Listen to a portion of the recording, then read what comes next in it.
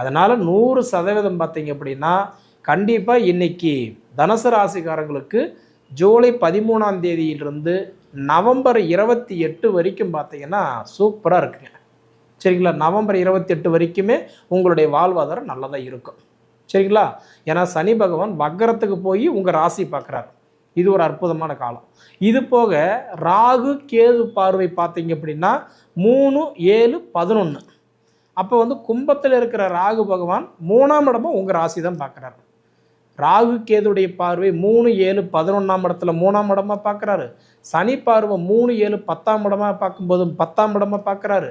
குரு பார்வை 5, 7, 9ஆம் இடமா பார்த்தா 7ஆம் இடமா பார்க்குறாரு. குரு பார்வை 7, சனி பார்வை 10, ராகு பார்வை 3. ஆக மொத்தம் உங்களுடைய ராசிக்கு இந்த 3 பார்வையுமே தனுசு ராசிக்கு உண்டு. இப்போ நாம் பார்க்கக்கூடிய ஒரு தலைப்பு பார்த்தீங்க அப்படின்னா ஆவணி மாதத்துக்கு உண்டான மாத பலன்களை பற்றி தான் இந்த காணொலியில் பார்த்துட்ருக்குறோம். பொதுவாக இந்த ஆவணி மாதம் என்னென்ன மாற்றங்களை தனுசு ராசிக்கு கொடுக்க போகிறாரு அதை பற்றி தான் இந்த காணொலியில் பார்த்துட்ருக்குறோம்.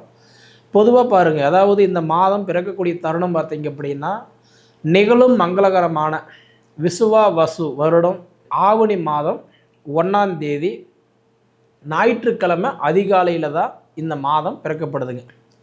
அதுவும் பார்த்தீங்க அப்படின்னா ரோகிணி நட்சத்திரம் 1ஆம் பாதத்தில் ரிஷப ராசியில், அதே மாதிரி பார்த்தீங்க அப்படின்னா சிம்ம லக்னத்தில் சந்திரனுடைய திசையில் 42 டிகிரியில் தான் இந்த உடைய ஆவணி மாதம் 1ஆம் தேதி பிறக்கப்படுது. ஆகஸ்ட் மாதம் 17ஆம் தேதி அன்னைக்கு இந்த மாதம் பிறக்கப்படுதுங்க. அப்படி பிறக்கக்கூடிய இந்த காலகட்டத்தில் பார்த்தா காலச்சக்கரத்தின் அதாவது 9வது ராசி தான் இந்த தனுசு ராசி. இந்த தனுசு ராசியில் பிறந்தவங்களுக்கு என்னென்ன மாற்றங்களை கொடுக்க போகிறாருன்றதை பற்றி தான் நம்ம கொஞ்சம் ஆதாரபூர்வமாக இந்த காணொலியில் பார்த்துட்ருக்குறோம் இல்லைங்களா? இப்போ பொதுவாக பார்த்துட்டோன்னா தனுசு ராசி மீன ராசி இந்த 2 ராசிக்கு அதிபதி யார் அப்படின்னு பார்த்தா குரு பகவான்.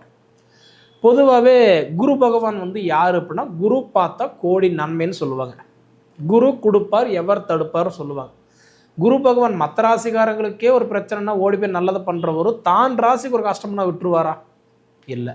அப்போ உங்களோட ராசிக்கு அதிபதி குரு பகவான் உங்களுக்கு எப்பயுமே ஃபேவராக நல்லதை மட்டும்தான் பண்ணுவார் இல்லைங்களா? அப்படி இருக்கும்போது குரு அப்படி இருந்து உங்களை என்ன ராசி எத்தனை ஸ்தானத்தில் பார்க்குறாருன்னா 7வது ஸ்தானத்தில் பார்க்குறாரு. அதாவது குரு வந்து பார்த்திங்கன்னா ஒருத்தருக்கு முதல்ல கல்யாணத்தில் எடுத்துக்கலாம். கல்யாணம் பண்ணணும்னா நம்ம ராசிக்கு குரு 2, 5, 7, 9, 11. அப்போ உங்கள் ராசிக்கு இப்போ குரு எத்தனாம் இடத்துல இருக்கிறாரு? 7ஆம் இடத்துல இருக்கிறாரு. அப்போ குரு பார்வை உங்களுக்கு நல்லா இருக்கு. குரு பார்வை அப்படிங்கும்போது அன்னைக்கு 27 பொருத்தம் பார்த்து கல்யாணம் பண்ணாங்க. அந்த 27 பொருத்தம் பார்க்கும்போது 2 பேர்த்துக்கு குரு பார்வை இருக்குதா அப்படின்றத அந்த காலத்தில் பார்த்தாங்க. ஆனால் இந்த காலமெல்லாம் அப்படி இல்லை. 5 பொருத்தம் இருந்தால் கூட கல்யாணம் பண்ணுறாங்க. அப்போ உங்களுக்கு குரு பார்வை நல்லா இருக்குது. அப்போ நீங்கள் கல்யாணத்துக்கு வரன்னு பார்த்துட்டு இருக்கீங்களா? அவங்களுக்கு குரு பார்வை இருந்தாலும் சரி இல்லைனாலும் சரி பொறுத்து இருந்தால் கல்யாணம் பண்ணலாம். ஏன்னா உங்களுக்கு 7ஆம் இடத்துல குரு இருக்கார். அது ஒரு அற்புதமான ஒரு வாய்ப்பு. அது போக குரு உங்கள் ராசியை 7ஆம் பார்வையை பார்க்குறாரு. குருவுடைய பார்வை 5, 7, 9. அப்போ குரு வந்து உங்கள் ராசிக்கு எத்தனாம் இடமா பார்க்குறாரு? 7ஆம் இடமா பார்க்குறாரு. அது தன் சொந்த வீட்டையே பார்க்குறாரு. அற்புதமான ஒரு வாய்ப்பு. திருமண வரன் பார்த்துட்டு இருக்கீங்களா? இது ஒரு சூப்பரான ஒரு நேரம். 2026 6வது மாதம் 3ஆம் தேதி வரைக்கும். ஏன்னா இப்போ சனி பகவான் வந்து உங்களுக்கு வந்து பார்த்தீங்கன்னா அர்த்தாஷ்டம சனியாக நிற்கிறாரு. அர்த்தாஷ்டம சனியாக நிற்கும்போது அந்த சனி வந்து உங்களுக்கு அர்த்தாஷ்டம சனியாக இருந்தாலும் இப்போ சனி பகவான் ஜூலை 13ஆம் தேதியை வக்ரம் ஆயிட்டார். அப்போ வக்ரமாகும் போது என்ன பண்ணுவார்? நிச்சயமாக இயல்புக்கு மாறாக அவர் வேலை செய்வார். ஏன்னா தனுசு ராசிக்காரர்களுக்கெல்லாம் பார்த்தீங்கன்னா இப்போ எப்படி இருக்குதுன்னு கேட்டிங்கன்னா தொழிலில் முன்னேற்றம் இல்லாத, வளர்ச்சி இல்லாத, வாழ்வாதாரம் இல்லாத, நல்லது யார் பார்த்தாலுமே நல்லா இருக்குது நல்லா இருக்குது நல்லா இருக்குன்னு சொல்கிறீங்களே தவிர ஆனால் எனக்கு நல்லா இல்லைங்களே அப்படின்னு அந்த புலம்பக்கூடிய ஒரு சூழ்நிலை கண்டிப்பாக இப்போ இருக்க தான் செய்யுது. அதனால் 100% பார்த்தீங்க அப்படின்னா கண்டிப்பாக இன்றைக்கி தனுசு ராசிக்காரங்களுக்கு ஜூலை 13ஆம் தேதியிலிருந்து நவம்பர் 28 வரைக்கும் பார்த்தீங்கன்னா சூப்பராக இருக்குங்க. சரிங்களா? நவம்பர் 28 வரைக்குமே உங்களுடைய வாழ்வாதாரம் நல்லதாக இருக்கும். சரிங்களா? ஏன்னா சனி பகவான் வக்கரத்துக்கு போய் உங்கள் ராசி பார்க்குறாரு. இது ஒரு அற்புதமான காலம். இது போக ராகு கேது பார்வை பார்த்தீங்க அப்படின்னா 3, 7, 11. அப்போ வந்து கும்பத்தில் இருக்கிற ராகு பகவான் 3ஆம் இடமும் உங்கள் ராசி தான் பார்க்குறாரு. ராகு கேதுடைய பார்வை 3, 7, 11ஆம் இடத்துல 3ஆம் இடமா பார்க்குறாரு. சனி பார்வை 3, 7, 10ஆம் இடமா பார்க்கும்போது 10ஆம் இடமா பார்க்குறாரு. குரு பார்வை 5, 7, 9ஆம் இடமா பார்த்தா 7ஆம் இடமா பார்க்குறாரு. குரு பார்வை 7, சனி பார்வை 10, ராகு பார்வை 3. ஆக மொத்தம் உங்களுடைய ராசிக்கு இந்த 3 பார்வையுமே தனுசு ராசிக்கு உண்டு. அப்போ தனுசு ராசிக்கு அர்த்தாஷ்டம சனி நடக்கிறதுனால, சனி வக்ரத்தில் போனதுனால இன்னுமே உங்களுக்கு பலமான ஒரு நேரம் தான். சரிங்களா? எது எப்படியோ மொத்தத்தில் தனுசு ராசிக்கு இது ஒரு அற்புதமான நேரம் தான். சரிங்களா? அப்போ உங்களுக்கு வந்து குரு 7ஆம் இடத்துல இருக்கிறதுனால திருமண வரன் பார்க்குறவங்களுக்கு திருமண யோகம் சூப்பராக இருக்குதுங்க. அடுத்தது பார்த்தீங்க அப்படின்னா சனி உங்களுக்கு 4ஆம் இடத்துல நிற்கிறாரு. அதுதான் உங்களுக்கு சனி வந்து அர்த்தாஷ்டம சனியை பார்க்கறதுனால பரவாயில்லை. அது போக பார்த்தா செவ்வாய் உங்களுக்கு 10ஆம் இடத்துல இருக்கிறார். தொழில் ஸ்தானத்தில் உட்காந்துருக்கிறார். அப்படி பார்த்தா எனக்கு வந்து தொழில் இருந்தும் புரோஜனம் இல்லைங்க. வேலை செய்கிறவங்க தான் லேபர் தான் இன்றைக்கி முதலாளியாக இருக்கிறாங்க. முதலாளி என்னமோ 4 லேபர் மாதிரி தான் இன்றைக்கி அவங்க நடத்திக்கிறாங்க அப்படின்ற மாதிரி தான் நம்மளோட சூழ்நிலை. இது எல்லாமே மாறும். ஏன்னா உங்களுக்கு வந்து செவ்வாய் 10ஆம் இடத்துல இருக்கிறதுனால, குறிப்பாக வந்து உங்களுக்கு 5ஆம் இடம் புத்திரஸ்தானத்துக்கும் 12ஆம் இடம் விரயஸ்தானத்துக்கும் அதிபதி தான் இந்த செவ்வாய். அவர் வந்து உங்களுக்கு 10ஆம் இடத்துல இருக்கிறதுனால நிச்சயமாக சுயதொழில் பண்ணுறவங்களுக்கெல்லாம் இந்த மாதம் 28ஆம் தேதி வரைக்குமே நல்லா தான் இருக்கும். சரிங்களா? அப்போ இது போக பார்த்தீங்க அப்படின்னா 6வது பாவகத்துக்கும் 11வது பாவகத்துக்கும் அதிபதி தான் இந்த சுக்கிரன். பொதுவாக பார்த்தா ரிஷபராசி, துளாராசி இந்த 2 வீட்டுக்கு அதிபதி சுக்கிரன். அவர் வந்து உங்களுக்கு எத்தனாம் இடத்துல இருக்கிறாரு? 7ஆம் இடத்துல இருக்கிறார். உங்கள் ராசிக்கு அதிபதி குருவுடைய கூட இணைஞ்சு நிற்கிறார். அப்படி இருக்கிறதுனால நிச்சயமாக பார்த்துட்டிங்கன்னா உங்களுக்கு இந்த மாதத்தில், அதாவது 4ஆம் தேதி வரைக்கும் தான் குரு கூட சுக்கிரன் சேர்ந்திருப்பார். அதுக்கு மேலே வந்து பார்த்துட்டிங்கன்னா என்ன பண்ணுறாரு அப்படின்னா 5ஆம் தேதி அன்னைக்கு அவர் வந்து மிதுனத்திலிருந்து கடகத்து ராசிக்கு பெயர்ச்சாயிறார். அப்போ வந்து பார்த்துட்டிங்கன்னா 4ஆம் இடத்துலேருந்து 5ஆம் இடத்துக்கு போயிடுவார். ஒன்று வச்சுங்களா? அப்போ 4ஆம் தேதி அவர் என்ன பண்ணுறாரு அப்படின்னா கட்டான்றது மிதுன ராசியிலிருந்து கடக ராசிக்கு போயிடுவார். அப்படி போயிட்டாருன்னு வச்சுக்கோங்களேன், 7ஆம் இடத்துல இருந்து 8ஆம் இடத்துக்கு போயிடுவார்.